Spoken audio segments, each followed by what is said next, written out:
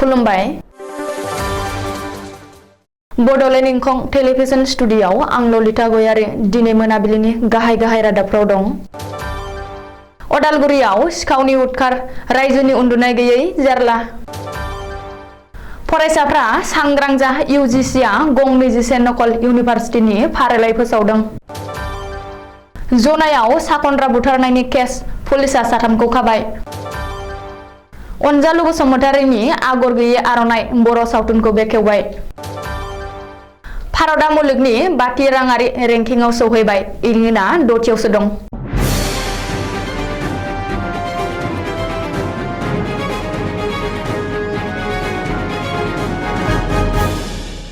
BTR गोरोबथानि उनाव गासै बिटिआर ओनसोलावनो गोजोन थासारिनि बार बारनो लादोंमोन।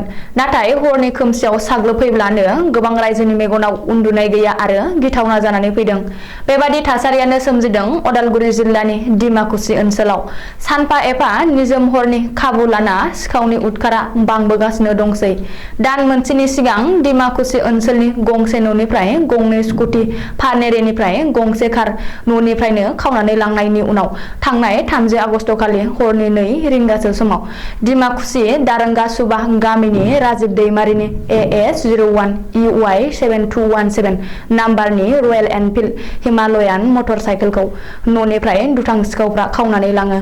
दान मोनसेनि गेजेरावनो बेबादि स्कुटि कार मटर बाइक सिखावा स्रोदै खावना लांनाय जाथाया अदालगुरि ओनसोलावनो गिखांनाय आरो सोमोनांहोनाय लाबोदों रायजो राजाफोरनि गेजेराव। नाथाय सोंलु बेरखांदों रायजो राजाफोरखौ रैखाथि होनो थाखाय पुलिस बिफान थासेयावबो दिनैसिम सासे दुथांखौ मानो हमनो हायाखै? बे दुथां सिखावफोरखौ गाज्रि खामानि मावनो वाक अफार होबाय नामा अदालगुरि पुलिस बिफाना? बे जाबाय रायजोनि सोंथि। बिनि उनाव पुलिस बिफाना मा राहा लायो बे जागोन नायनो गोनां खोथा। इउनिभार्सिटि ग्रेन्ड कमिसन एबा UGCआ भारतनि गासै मोनजि रायजोआव गं 24 नकल इउनिभार्सिटि दं होननानै फारिलाइयाव फोसावदों। नोजोर होनो गोनांदि बै नकल इउनिभार्सिटिफोरा हादरनि राजथावनि दिल्लीयावनो बांसिन। गासै गं 3 नकल इउनिभार्सिटिया दिल्लीयावनो दं। बैफोर इउनिभार्सिटिफोरनि मुङा जादों all India institute of public and physical science, commercial university limited Daryaganj, united nation university, vocational university ADR centric university, Indian institution of science and engineering, Vishwakarma open university for self employment, Adhyatmik Vishwavidyalaya university. बेनि उनाव उत्तर प्रदेशआव दङ Gandhi Hindi Vidyapeeth, national university of election commission, homeopathic, Netaji Subhash Chandra Bose open university, Bharatiya Shiksha Parishad, सोनाब बंगआव Indian institute of alternative medicine, institute of alternative medicine and research. उड़ीसायाव दं नव Bharat Shiksha Parishad, north Orissa university of agriculture and technology. कर्नाटकआव बरागनपि सरकार world open university education society. महाराष्ट्रआव राजा आरबिक इउनिभार्सिटि नागपुर। अन्ध्र प्रदेशआव Christ new testament deep university. केरालायाव सेन्ट जन्स इउनिभार्सिटि किसानथाम आरो पुडुचेरीआव शिवदि एकाडेमि फर हायार एडुकेशन।